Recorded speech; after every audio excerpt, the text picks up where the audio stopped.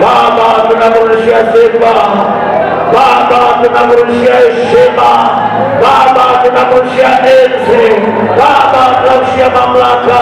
Asante kwa uaminifu wako, asante kwa uaminifu wako, asante kwa ukuu wako, asante kwa matendo yako makuu. Acha Bwana kukutukuza, acha Bwana tukuhimidi, acha Bwana mioyo yetu ikutukuze, vitapendo vitamke sifa zako. Mwambie Mungu, ninaacha kila kitu, mwambie Mungu, ninaacha vyote, ninahitaji neema yako.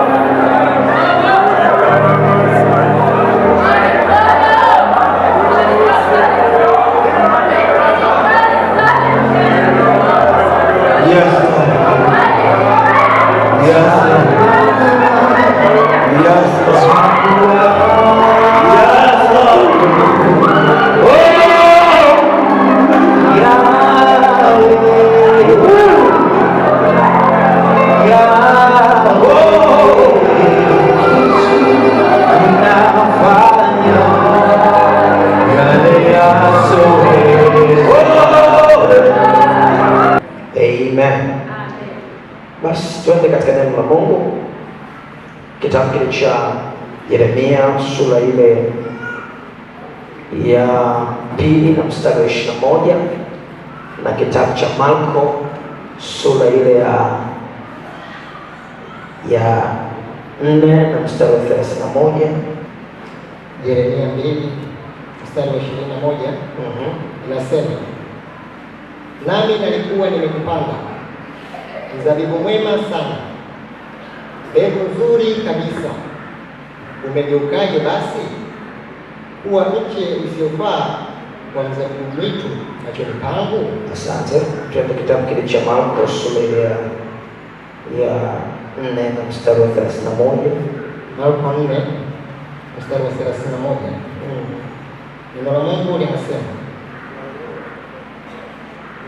ni kama punje ya haradali ambayo ipandwayo katika nchi, ingawa ni ndogo kuliko mbegu zote zilizo katika nchi. Endelea mstari wa 32. Mstari wa 32 inasema, lakini ikiisha kupandwa hukua, ikawa kubwa kuliko miti yote ya mboga, ikafanya matawi makubwa, hata ndege wa angani waweza kukaa chini ya uvuli wake. Somo langu la leo au ujumbe wa kichwa cha leo, wewe ni mbegu ya Mungu. Unaweza kuandika hivyo, mimi ni mbegu ya Mungu. Bwana Yesu asifiwe. Bwana Yesu asifiwe. Kuna siku moja Yesu akatoa mfano akasema, mpanzi alitoka kupanda mbegu njema, na watu wakamuuliza maswali, nini maana ya mfano? Akawaambia, shamba au dunia ndio shamba. Hii dunia tunaiona ni shamba la Mungu, na sisi tulioko hapa ni mbegu tuliopandwa. Kwa hiyo kwenye dunia hii kuna mbegu ya Mungu, kwenye dunia hii kuna mbegu ya shetani. Kwenye dunia, ukisoma Biblia vizuri utagundua wakati Mungu anawatoa wana wa Israeli katika nchi ya Misri, wanaenda katika nchi ya Kanaani, Mungu akawapitisha jangwani miaka 40. Kwa nini? Kwa sababu Mungu alitaka kuwatofautisha na watu wengine. Kwa hiyo kabla hajawafikisha Kanaani, alikuwa anataka kuwatofautisha na watu wengine, kwa sababu Mungu hataki mbegu yake ifanane na mbegu zingine. Mungu anataka mbegu yake iwe tofauti na mbegu zingine, na ndio maana Mungu anataka tutofautishwe na watu wengine. Na ndio maana unaona wengine wanakunywa pombe, sisi hatunywi pombe, kwa sababu sisi ni mbegu ya Mungu, tumetofautishwa na watu wengine. Sema tena amen. Sema tena amen. Na kama kuna kitu Mungu anachukia, ni sisi kusimama tufanane na watu wengine. Siku tutakapotaka kufanana na watu wengine, siku hiyo hiyo tutakuwa tumeenda kinyume na kusudi la Mungu. Siku moja wana wa Israeli wakamfuata Samuel akiwa mwamuzi na nabii. Wakamwambia Samuel, watoto wako hawajaenda katika njia za Mungu, na sisi tunataka mfalme. Tutafutie mfalme ili atawale watu wetu, ili sisi tuwe kama watu wengine.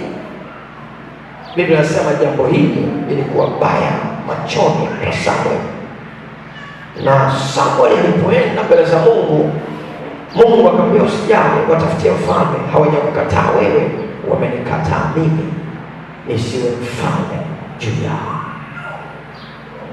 Pointi yangu iko hapa.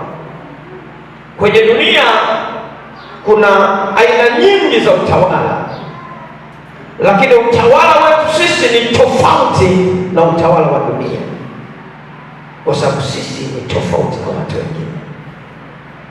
Mwangalie jina lako, mwambie mimi ni tofauti na watu wengine. Mwambie tena, mimi ni tofauti na watu wengine. Bwana Yesu asifiwe. Haleluya. Dunia wana kitu kinaitwa demokrasia. Demokrasia maana yake watu wanachagua kiongozi wanayemtaka. Kanisa hatuna demokrasia. Sisi tuna kitu kinaitwa theocracy. Yaani Mungu anachagua anayemtaka juu ya watu wake. Kuna mtu hajanisikia vizuri hapa? Na ndio maana nyinyi wote hapa hakuna hata mmoja aliyempigia kula Bishop Masawe au mchungaji wenu, lakini Mungu alikuchagulia akasema huyu atakuwa mchungaji wako. Hiyo inaitwa theocracy. Mungu anachagua. Kwa hiyo unapotaka kuishi kama watu wengine, unaenda kinyume na Mungu, kwa sababu wewe sio kama watu wengine. Wewe ni tofauti na watu wengine. Na ndio maana wakati wengine wanasema hapa haiwezekani, sisi tunasema inawezekana, kwa sababu sisi ni tofauti na watu wengine. Wakati wengine wanalia, sisi hatulii, sisi tunacheka, kwa sababu sisi ni tofauti na watu wengine. Wakati wengine wanashuka, sisi tunainuka. Watu wanashangaa nini kinatokea, tuko tofauti na watu wengine. Nimekuja nizungumze na watu wa Mungu hapa, wewe sio kama watu wengine. Wakati wengine wanaogopa uchawi, wewe uogopi uchawi, kwa sababu wewe ni tofauti na watu wengine. Wakati wengine wanadharaulika, wewe hutadharaulika, kwa sababu wewe ni tofauti na watu wengine. Mshike jina lako mkono, mwambie mimi ni tofauti na watu wengine. Sema tena amen. Wewe ni mbegu ya Mungu, umetofautishwa na watu wengine. Na Mungu anapokutazama duniani anaiona mbegu yake ikitembea. Na ndio maana sisi hatutembei kama wengine, sisi hatuwazi kama wengine, sisi hatuongei kama wengine. Wakati wengine wanaongea kushindwa, sisi tunaongea kushinda. Wakati wengine wanalia, sisi tunacheka. Wakati wengine wanarudi nyuma, sisi tunasonga mbele, kwa sababu sisi sio kama wao. Sisi ni tofauti na wao. Sisi ni mbegu ya Mungu. Sema tena amen. Nisaidie kumshika jirani yako.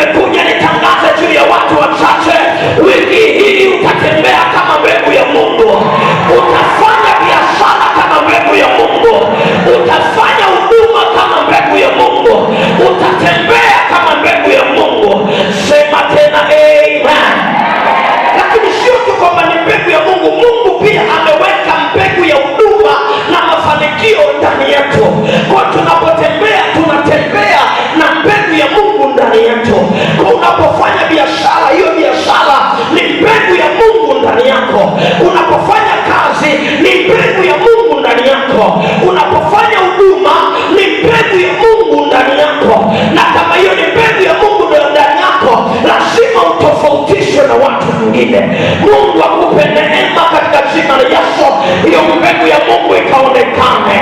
Ninataka nitangaze kwa watu wachache, mwaka unaokuja utakuwa ni mwaka wako wa kustawi, na watu wataiona mbegu ya Mungu ndani yako. Kama kuna mtu ananielewa aseme amina.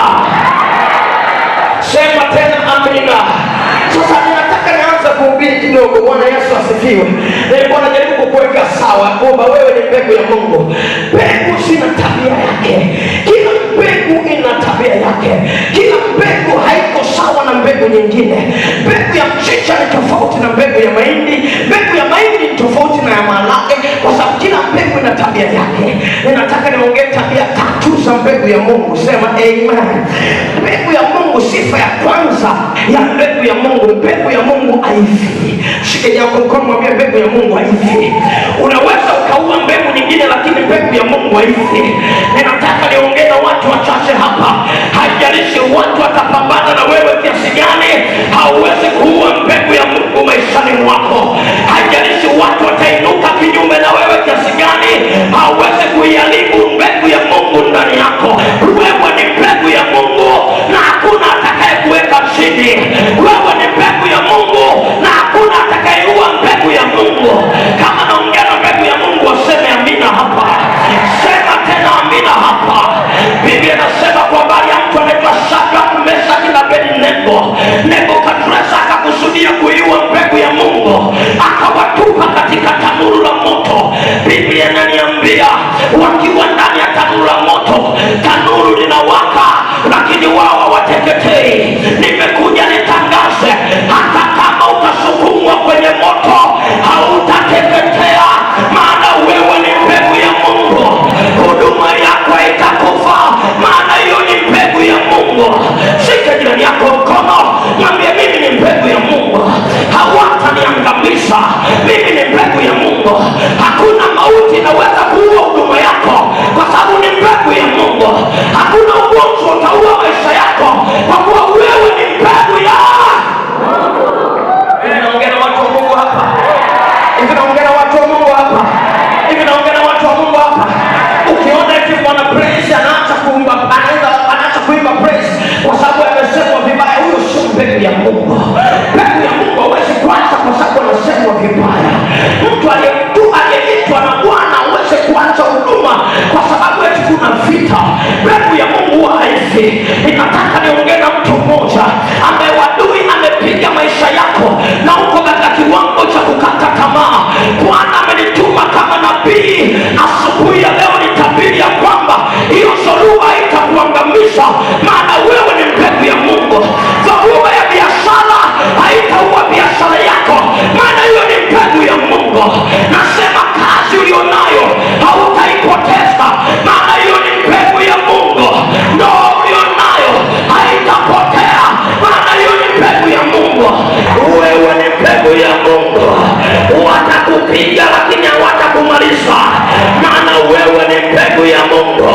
Watakusukumia kwenye mabaya, lakini utatoka ukiwa salama. Wewe ni mbegu ya Mungu.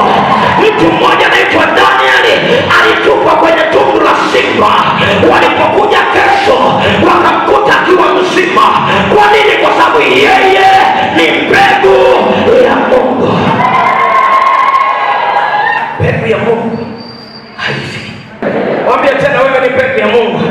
Sema tena amen. Hata upite kwenye misukosuko gani hautakufa. Mbegu ya Mungu haifi. Hata ndoa yako ipite kwenye matatizo kiasi gani haitakufa. Ni mbegu ya Mungu. Si kama naongea na mtu mwenye nguvu hapa, si kama naongea na mtu aliyeokoka hapa. Hivi naongea na watu wa Yombo nimepotea. Nasema ni wewe ni mbegu ya. Sema kwa mimi, wewe ni mbegu ya. Mbegu ya Mungu haifanye nini? Mbegu ya Mungu haifanye nini? Yaani hata wakupiga kiasi gani haifi. Mbegu ya Mungu haifi. Sifa ya kwanza ya mbegu ya Mungu haifi. Haleluya. Bwana Yesu asifiwe. Sifa ya pili ya mbegu ya Mungu, mbegu ya Mungu ni mbegu endelevu. Si kama mimi kuona kuna miti au kuna mbegu ambayo ukipanda ukiweka jiwe juu yake, ile mbegu inakufa hayote. Sawa? Mbegu aina ya pili ya mbegu, ile mbegu endelevu, ile mbegu ambayo ukipanda ukiweka jiwe hapo, amen, Mungu akubariki. Ukiweka jiwe hapo haifi, inapenya pembeni, alafu inatokea pembeni ya jiwe inaotea pembeni. Hiyo ndio inaitwa mbegu endelevu. Wewe ni mbegu ya Mungu. Sifa yako ya pili ni mbegu endelevu. Wanapokuminya usifanikiwe hapa, hawajakuzuia, wanakupa njia nyingine ya kutokea upande wa pili, ukatokea ukafanikiwa. Sisi tunaongea na mtu hapa. Wanapokuminya kazini usifanikiwe, wanashangaa umetokea kwenye biashara. Wakikushima kwenye biashara umetokea kwenye kilimo. Wakikushima kwenye kilimo umetokea kwenye ufugaji. Wakikushima hapa umetokea pale. Siku zote mbegu ya Mungu haizuiliki. Ninataka niongee na mtu mmoja hapa. Kuna watu wamezuia mafanikio ya maisha yako, lakini walisahau kwamba wewe ni mbegu ya Mungu. Hakuna anayeweza kukuzuia katika jina la Yesu.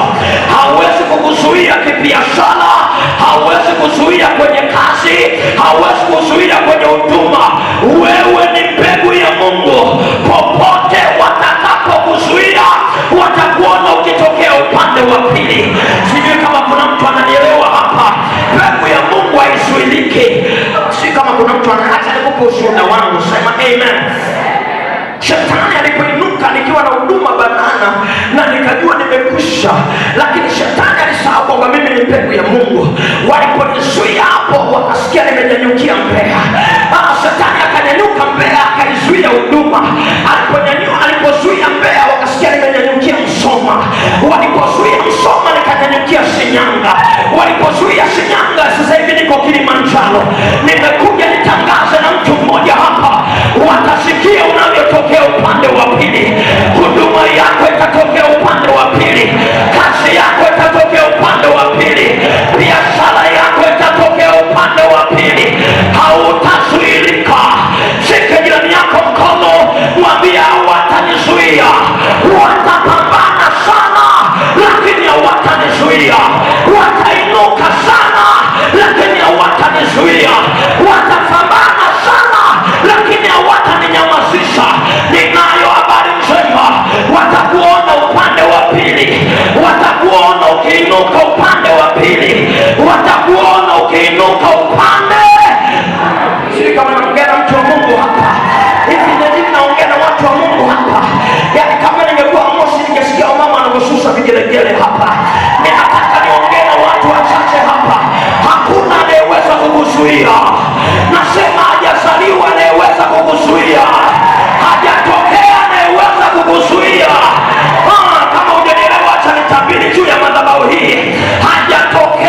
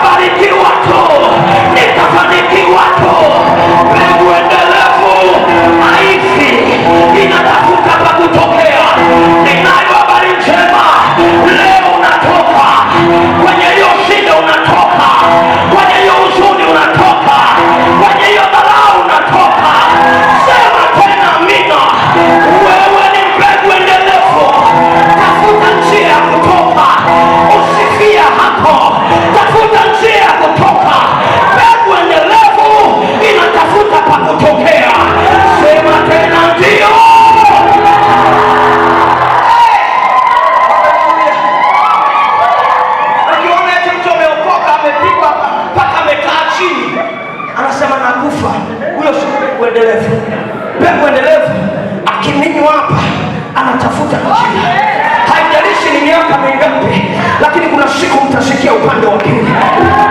Kuna mtu ananielewa? Hili kanisa unaloliona katika ulimwengu, katika hili kanisa tunasoma kwenye Biblia, lilizuiliwa na watawala, wakawakamata na kuwachinja na kuwapiga watu, lakini hawakuzuia Injili. Biblia inasema kila alienda Samaria alinyanyukia huko, kila aliyekwenda huko alinyanyukia huko. Ninatabiri juu ya kanisa hili, utalisikia mahali kote kote, litaenea Dar es Salaam kote kote, maana kazi ya Bwana, mbegu ya Bwana haizuiliki. Nasema itatoboa tu, itatoka tu. Piga kelele, sema ndio. Wewe hauzuiliki. Sifa ya tatu ya mbegu ya Mungu inaanza kwa unyonge na inakuwa mti mkubwa. Kwenye kitabu cha Marko pale alisomea, anasema ni mbegu ndogo sana kuliko mbegu zote, lakini inapokuwa inakuwa ni mti mkubwa kuliko miti yote ya mboga, alafu inaenea kila mahali, alafu ndege wanakuja pale na kujificha chini ya uvuli wake. Siku zote tabia ya mbegu ya Mungu inaanza kwa unyonge. Kuna mtu ananisikia? I wish ungekuwepo wakati kanisa hili linaanza. Halikuanza na jengo kama hili, halikuanza na spika kama hizi. Kuna mtu hajanisikia vizuri? Hatukuanza na makamera kama hivi, hatukuanza na tiles kama hizi, hatukuanza na madhabahu kama hii. Hii kazi ilianza katika hali ya unyonge sana, lakini ndivyo mbegu ya Mungu inavyoanza. Ilianza kwenye kajumba tu pale, baadaye kajumba kakapanuka, kakajaa, wao wakaweka maturubai, yakipigwa na upepo yanachanika, lakini watu, mtumishi wa Mungu anavumilia. Najua hii ni mbegu ya Mungu, kuna siku itaota tu, kuna siku itakuwa tu. Sio kama kuna mtu ananielewa? Leo tuna mjengo kama huu, sio kama tumelizika, tunajua hapa sio hapa bado, hapa ni mwanzo tu. Hii mbegu inaenda kuwa kubwa. Ninasikia kutabiri juu ya watu wachache. Ninataka nitangaze, ingawa mwanzo wako ni mdogo, usikate tamaa. Mbegu ya Mungu inaanza kama ndogo, lakini inaenda kuwa mti mkubwa. Ninaongea na wamama, usikate tamaa. Naongea na vijana, usikate tamaa. Naongea na wababa, usikate tamaa. Hata kama leo mwanzo wako ni mdogo, watauona mwisho wako. Nasema watauona mwisho wako. Ninatabiri na kutamka, mwisho wako ni mkubwa. Mwisho wako ni mkubwa. Mwisho wako ni mkubwa. Oh my God, si kama kuna mtu ananielewa. Acha nitabiri juu ya huduma hii. Ninasema kanisa hili mwisho wake ni utukufu mkubwa. Biblia inasema utukufu wa mwisho wa nyumba hii utakuwa mkubwa kuliko ule wa kwanza. Ninatabiri na kutamka, mwisho huu utakuwa mkubwa kuliko mwisho wote. Sema tena ndio. Kuna watu hapa wanaambia, mchungaji, Mungu atanifanyaje mti mkubwa? Maana mimi mwenyewe nimeshakuwa mdogo, nimeshakuwa mti mfupi, nimeshakuwa. Bwana Yesu asifiwe sana. Mimi ni wa kudhalaulika. Mungu anasema sasa, tusome tumesoma. Biblia inasema na miti yote ya mashamba, na miti yote ya mashamba, kama ni wafanyabiashara wote, kama ni wafanyakazi wote, kama ni watumishi wote, kama ni wafugaji wote, Mungu anasema na miti yote ya mashamba itajua ya kuwa mimi Bwana, itajua ya kuwa mimi Bwana nimeushusha chini mti mrefu, nimeushusha mti mrefu na kuinua mti mfupi, na kuinua mti mfupi. Mshika yako mkono, mwambie ni majira yetu ya kuinuka. Kuna watu kazini kwako walikuwa na heshima sana kama mti mrefu. Kuna watu kwenye biashara walikuwa wamesimama mbele yako kama mti mrefu.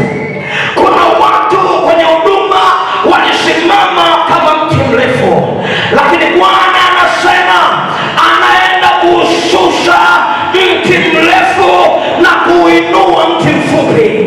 Kuna mtu ananisikia? Kuna mtu ananielewa hapa? Kuna mtu ananielewa hapa?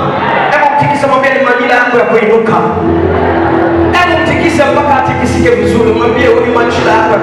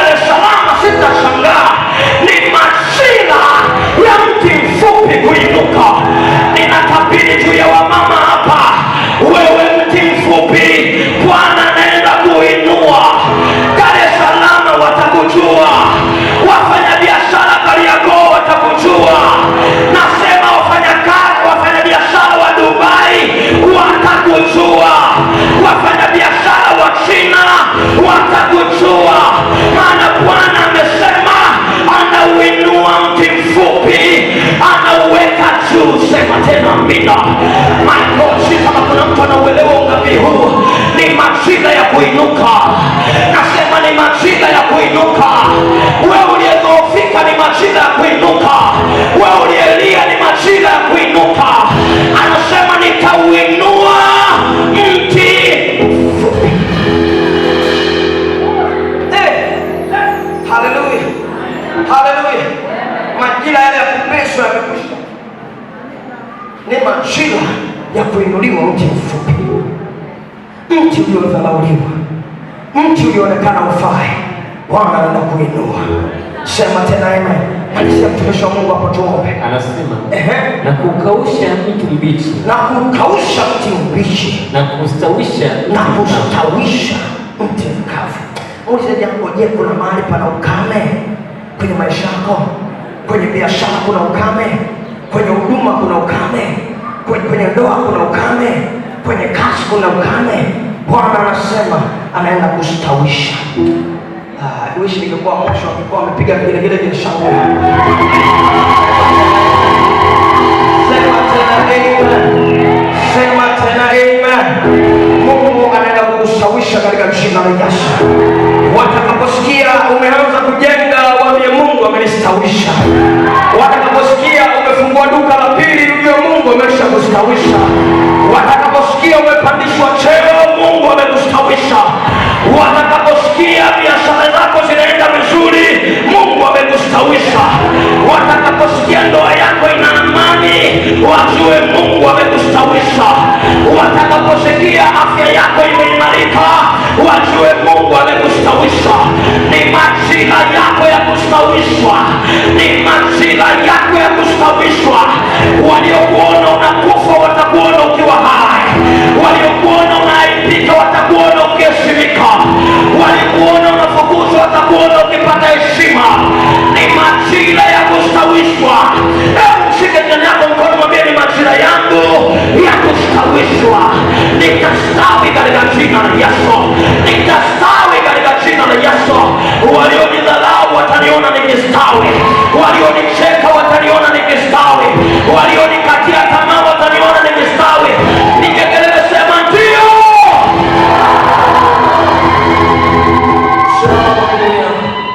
Simama kwa miguu yako. Ni majira ya kuinuka kwa mtu, ni majira ya kuinua mti mfupi, ni majira ya kukutoa mahali pa kudharauliwa na kukuweka kwenye kuheshimiwa.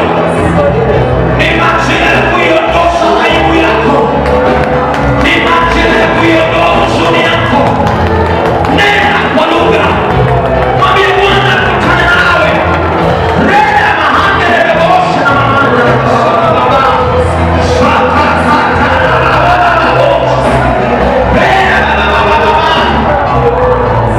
kuna mtu aibu yake inabilingishwa, kuna mtu fedheha yake inabilingishwa, kuna mtu uchungu wake unaondolewa, kuna mtu huzuni yake inaondoka. Bana baba bosa bianda na mama bosa reka tana mama. Inua sauti yako, omba mbele za Bwana. Kama unaweza kunena kwa lugha, nena kwa lugha.